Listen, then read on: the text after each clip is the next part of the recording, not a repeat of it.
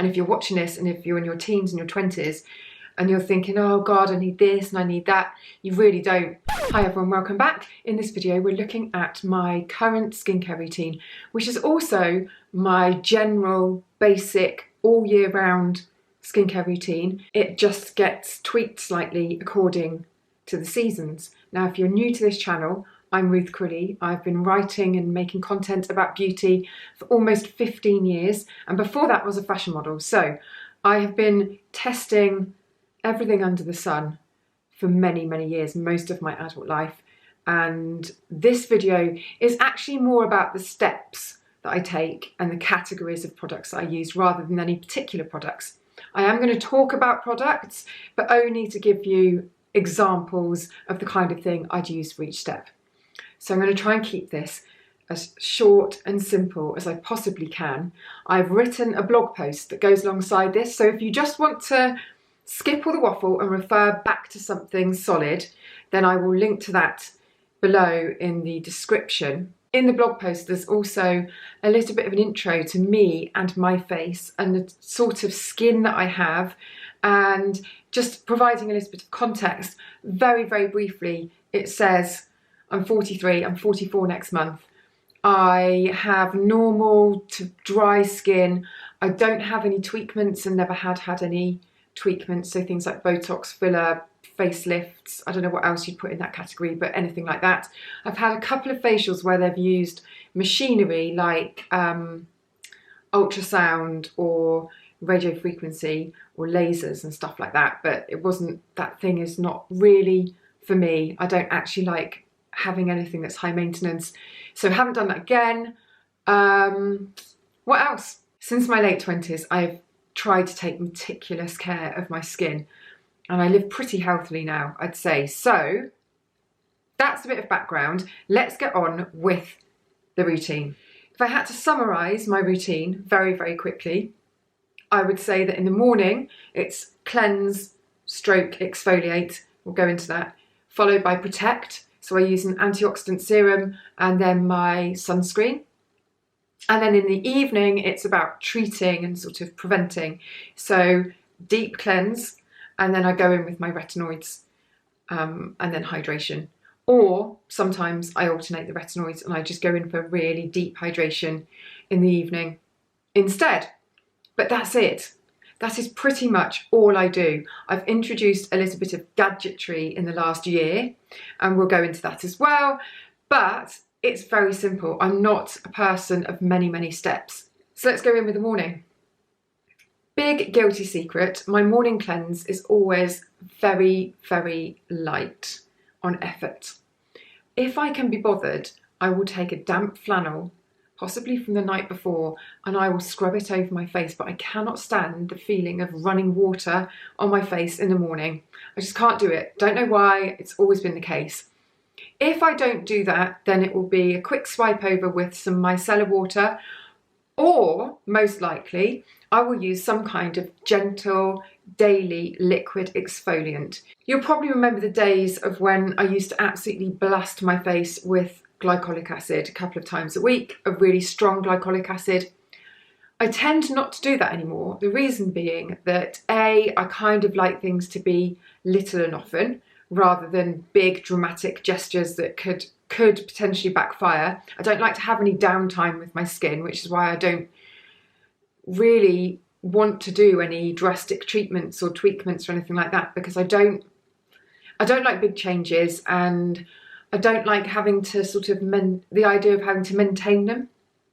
I like things to be on an even keel, which is, I suppose, one of the aims of my skincare routine. And so I've switched to doing gentler, cleverer mixes of different exfoliating acids that do slightly different things, and using them pretty much every morning. I mean, if my skin ever feels overwhelmed, then I back off from that and I just do a quick cleanse in the morning. But most mornings, I do find that a little sort of sweep over with a gentle exfoliant gets rid of dead skin cells, just makes my skin feel smoother, softer, look a bit brighter.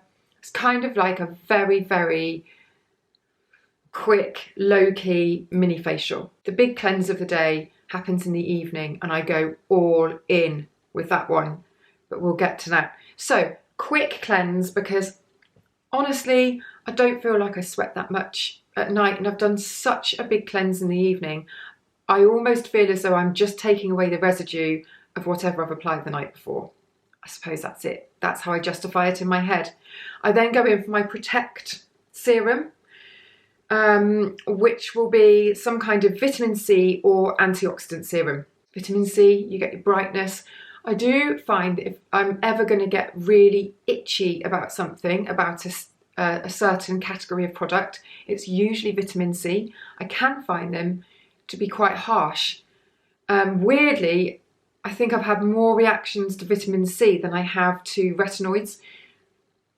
So I have to find the right ones. So it's always just trial and error, and normally the types of ingredients they've got in them, to be quite honest. I mean, that's obvious, isn't it? But I really like this one from Paula's Choice. This one's got ferulic acid in and vitamin C. It's a booster, so you can add it to your moisturiser. I just sort of use it neat because, I don't know, just laziness, I think. So I go in with my vitamin C or antioxidant serum just as a bit of extra protection against the day. And then that's it. Go in with my moisturiser and SPF, or moisturiser stroke SPF. I'm not outside as much in the winter, and so I tend to just go for day cream formulas that I know that I really love and that I'll apply enough of and that I want to apply. And then I know I'm covered. So today I've got on this one, Hydrate and Plump Moisturiser with SPF 30. From Rock. Oh, I've gone into monotone. I knew this was going to happen because I was anticipating this just being a really long video with loads to tell you and to remember to tell you. So I've gone into professional mode where I'm thinking, right, remember to say that, remember to say that. Let's try and get a bit of fun back into this, shall we? So that is the daytime. That is pretty much all I do. Too much, bring it down, bring it down. Evening. Evening, like I said, is cleanse, deep cleanse, and then treat or prevent. And that's my retinoids, okay? And then moisturise. I always use a balm cleanser, pretty much. I'd say 95% of the time I use a balm. You can get massively expensive cleansing balms like the Emma Hardy, like Elemis, you know, all those really luxurious ones that are supposed to be a sensorial pleasure to use, and that's why you're, I suppose, paying a little bit more or a lot more for those ones.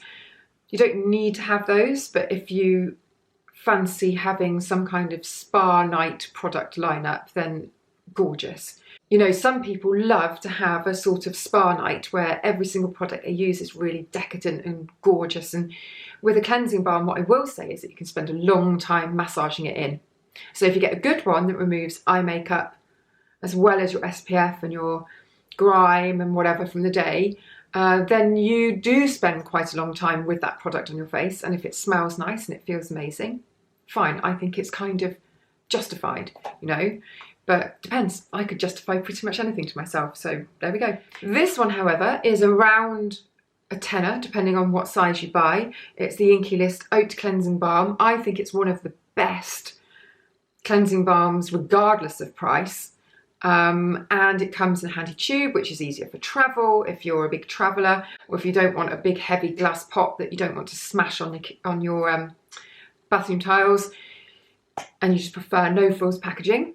This is brilliant. It's absolutely brilliant. There's also an e.l.f. cleansing balm that's cheap as chips, really, really good. So you don't have to spend a lot, is what I'm saying. Beauty Pie also do two amazing cleansing balms. One is the Hot Oil Double Cleanser and the other one is the Plantastic Apricot.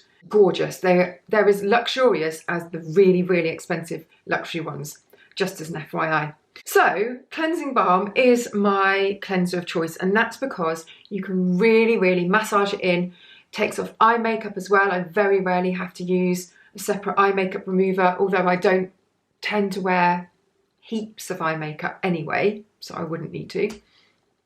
But I like the fact I can really work it in, and then taking it off with warm water and a washcloth, flannel, or one of these microfibery ones that are just brilliant.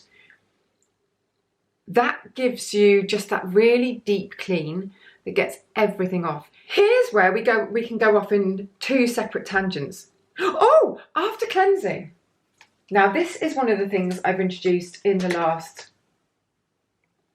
not even year. When did I do the challenge? So Current Body set me a challenge to use the LED mask for 30 days earlier this year, and I can't remember when that was now.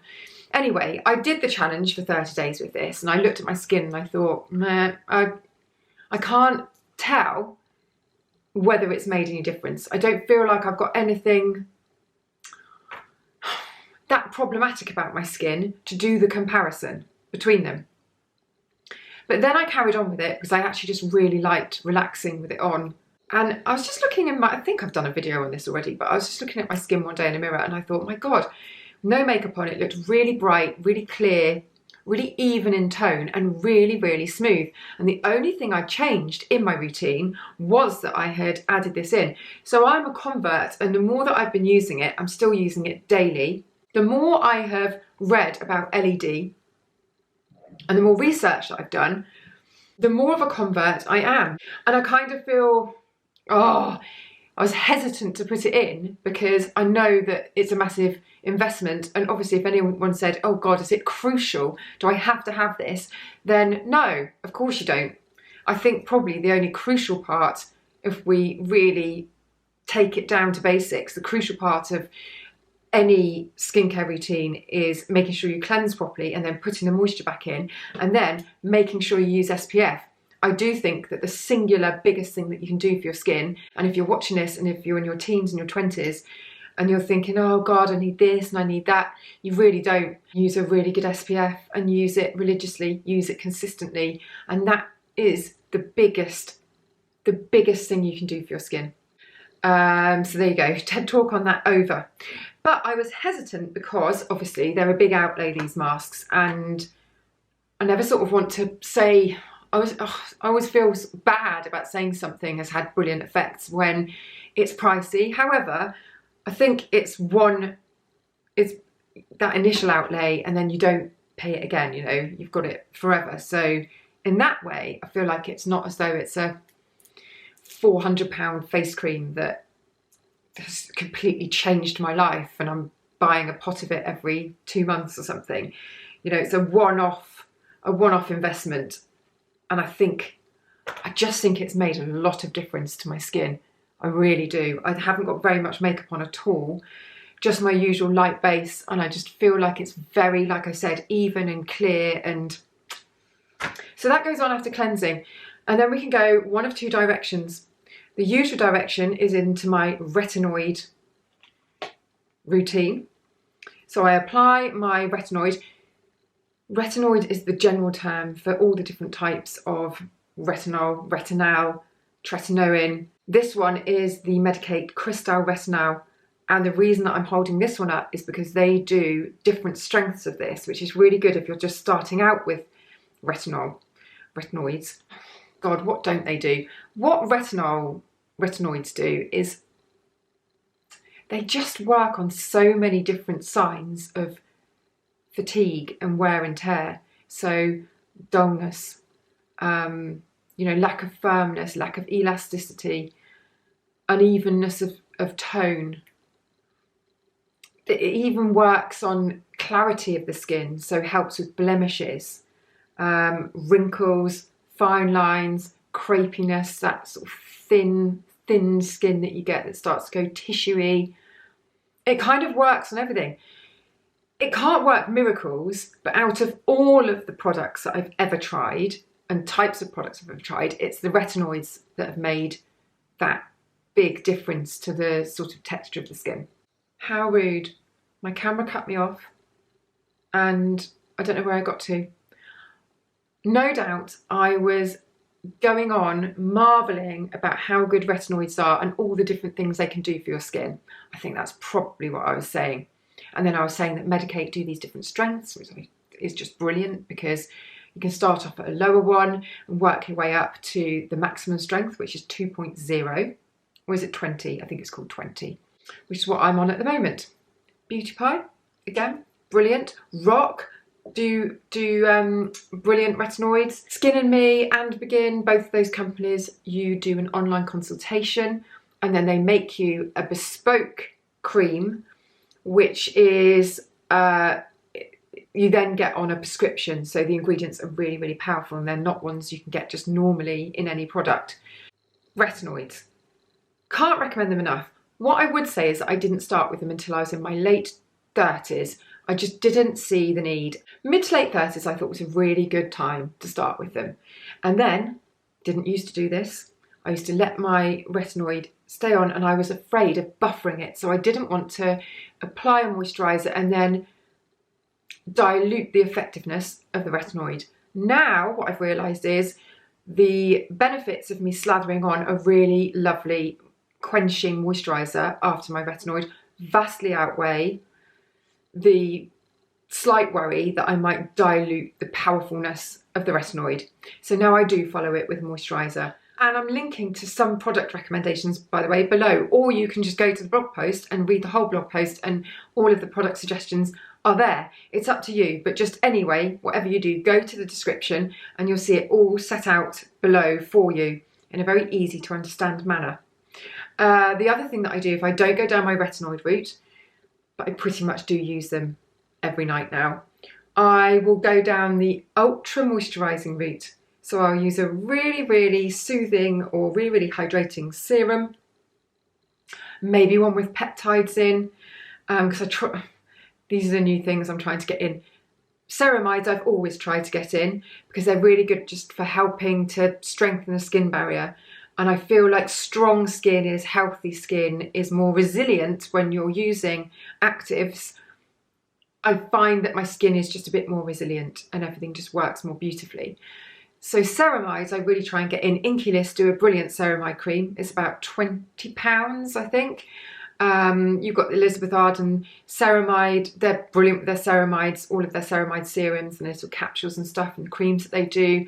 CeraVe is a brand that is basically fixated with ceramides and they're brilliant at including ceramides, so they would be a really good one to look at. Those are the ingredients that I try to get in the evening alongside my retinoids or instead of the retinoids.